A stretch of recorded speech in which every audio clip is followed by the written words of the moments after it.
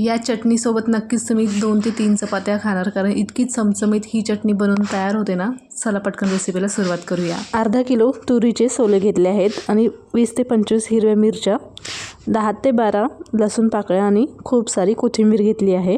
कढईमध्ये थोडंसं तेल टाकून मिरच्या छान खमंग अशा भाजून घ्यायच्या आहेत। मिरच्या भाजून झाले की एका प्लेटमध्ये काढून घ्यायचं आहे आणि त्याच कढईमध्ये सोले सुद्धा आपल्याला थोडंसं तेल टाकून भाजून घ्यायचे आहेत। आता मिक्सरच्या भांड्यामध्ये हिरवी मिरची, कोथिंबीर, लसूण, थोडंसं मीठ टाकून मिक्सरला जाडसर असं वाटून घ्यायचं आहे। तर हिरव्या मिरचीचं वाटण तयार आहे। आता हे एका प्लेटमध्ये काढून घेऊयात आणि त्याच मिक्सरच्या भांड्यात सोलेसुद्धा छान पाणी न टाकता वाटून घ्यायचे आहेत।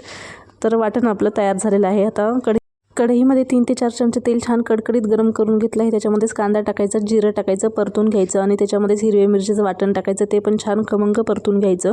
परतून झाल्यावर त्याच्यामध्येच आपण जे सोले वाटून घेतले होते ते सोलेसुद्धा टाकायचं, पुन्हा छान परतून घ्यायचं। चमचमीत अशी सोल्याची चटणी तयार।